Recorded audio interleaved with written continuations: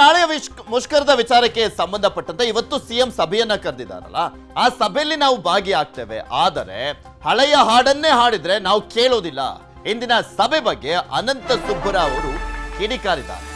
CM ಕರೆದಿರುವಂತ ಸಭೆಯಲ್ಲಿ ಭಾಗಿಯಾಗ್ತೇವೆ, ಆದರೆ ಹಳೆ ಹಾಡನ್ನೇ ಆಡಿದ್ರೆ ಆ ಸಭೆಯ ವಿಚಾರಕ್ಕೆ ಸಂಬಂಧಪಟ್ಟಂತೆ ಈಗಲೇನೆ ಅಸಮಾಧಾನವನ್ನ ವ್ಯಕ್ತಪಡಿಸ್ತಾ ಇದ್ದಾರೆ.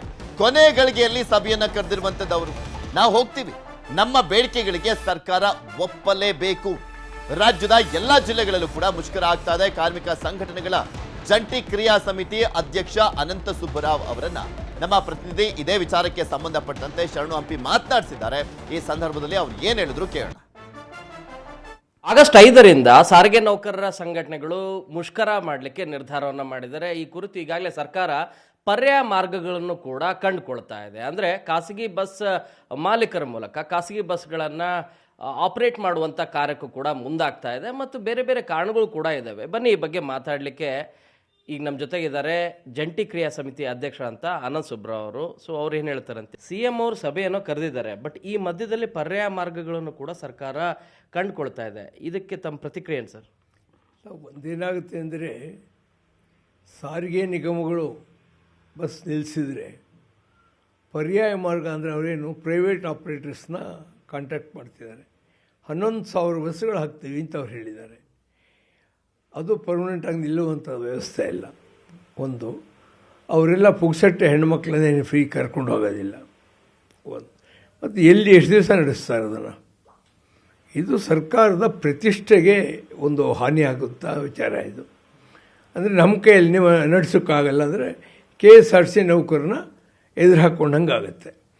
ಆದ್ದರಿಂದ ಅದು ಸಕ್ಸಸ್ಫುಲ್ ಆಗಲ್ಲ. ಹಿಂದೆ ಎಲ್ಲ ಪ್ರಯತ್ನಗಳು ಪಟ್ಟಿದ್ದಾರೆ ಸರ್. ಒಂದೇ ಒಂದು ಬಸ್ ಕೂಡ ಬರೋದಿಲ್ವಾ? ಯಾಕಂದ್ರೆ ನಿಮ್ಮಲ್ಲೇ ಕೆಲವು ಸಂಘಟನೆಗಳು ಬೆಂಬಲ ಕೊಡೋದಿಲ್ಲ ಅಂತ ಹೇಳ್ತಾ ಇದ್ದಾರೆ. ಇಲ್ಲ, ಇವಾಗ ಒಂದೇನಾಗಿದೆ, ಅವರೆಲ್ಲ ಬಾಯಿ ಮುಚ್ಕೊಂಡಿದ್ದಾರೆ. ಆ ಸಂಘಟನೆಗೆ ಸೇರಿದಂಥ ಹಲವಾರು ಜನರು ನಮಗೆ ಲೆಟರ್ಗಳು ತಂದು ಕೊಡ್ತಾ ಇದ್ದಾರೆ, ಮುಖ್ಯಸ್ಥರು, ನಾವು ಸ್ಟ್ರೈಕಿಗೆ ಬೆಂಬಲ ಕೊಡ್ತೀವಿ ಅಂತ. ಅದರಿಂದ ಯಾರು ಮುಷ್ಕರ ವಿರೋಧ ಮಾಡ್ತಾರೆ ಅವರು ಇವತ್ತು ಐಸೋಲೇಟ್ ಆಗಿದ್ದಾರೆ. ಸಾರಿಗೆ ನಿಗಮದ ಜನಗಳೆಲ್ಲ ನಮ್ಮ ಜೊತೆ ಇದ್ದಾರೆ. ಯಾಕೆಂದರೆ ಅವ್ರಿಗೆ ಅನ್ಯಾಯ ಆಗುತ್ತೆ. 1,800 ಕೋಟಿ ಅವ್ರ ಜೇಬಿಂದ ಕತ್ತರಿಸಿದ್ದಾರೆ ಸರ್ಕಾರ. ಇನ್ನು 1/1/24 ಆಗೋ ಒಪ್ಪಂದನ 1/1/28 ತಗೊಳ್ರಿ ಅಂತ ಹೇಳ್ತಿದ್ದಾರೆ. ಲಾಸ್ ಆಗಿಲ್ಲ, ಲಕ್ಷಾಂತರ ರೂಪಾಯಿ ಲಾಸ್ ಆಗುತ್ತೆ ಒಬ್ಬೊಬ್ಬ ಎಂಪ್ಲಾಯಿಗೆ. ಅದನ್ನು ನಾವು ಮನವರಿಕೆ ಮಾಡಿಕೊಟ್ಟಿದ್ದೀವಿ. ಆ ಪ್ರಜ್ಞೆ ನಾವು ಅವರಲ್ಲಿ ತಂದಿದ್ದೀವಿ. ಭರವಸೆ ಕೊಡ್ತೀವಿ, ರಾಹುಲ್ ಗಾಂಧಿ ಅವ್ರು ಹೋದ್ಮೇಲೆ ಬನ್ನಿ, ಈ ಕೊಡ್ತಿ ಉಳಿಬೇಕಾಗಿಲ್ಲ. ನೀವು ಕೊಡಬೇಕಾಗಿದೆ ಎಷ್ಟು ರೀ? 1,800 ಕೋಟಿ. ನಿಮ್ಮ ಬಜೆಟ್ 4 ಲಕ್ಷ ಕೋಟಿ ಇದೆ. ಆ 1,800 ಕೋಟಿ ಎಷ್ಟು ಪರ್ಸೆಂಟ್ ಆಗುತ್ತೆ ರೀ ಅದರಲ್ಲಿ? ಸ್ಟ್ರೈಕ್ ಆದರೆ ಅನಾನುಕೂಲ ಆಗುತ್ತೆ ಜನರಿಗೆ, ಅವ್ರ ಕ್ಷಮೆ ಕೇಳ್ತೀವಿ ಮತ್ತು ಅವ್ರ ಬೆಂಬಲ ಕೂಡ ಕೇಳ್ತೀವಿ. ಇಂಥ ಸರ್ಕಾರವನ್ನು ಅಧಿಕಾರಕ್ಕೆ ನೀವು ತಂದಿದ್ದೀರಾ, ಗಮನದಲ್ಲಿ ಇಟ್ಕೊಳ್ಳಿ ಅಂತ ಕೂಡ ನಾವು ಅವ್ರು ಹೇಳ್ತೀವಿ. ಎಸ್ಮಾ ಜಾರಿ ಇದೆ. ಎಸ್ಮಾ ನೆನ್ನೆ ಹುಡ್ತೇನೆ ರೀ, ಸಿದ್ದರಾಮಯ್ಯವ್ರಿಗಿಂತ ಮುಂಚೆನೇ ಹುಟ್ಟಿದೆ ಅದು ಎಸ್ಮಾ. ಆದರೆ ಎಸ್ಮಾ ನಿಮಗಿಂತ ಮುಂಚೆಯಿಂದ ಬಂದಿದೆ, ಗೊತ್ತಾಯ್ತು. ಅದರಿಂದ you are not worried about it. Defence of India rules ಅಂತಿತ್ತು, ಏನೇನೆಲ್ಲ ಇತ್ತಲ್ಲಪ್ಪ.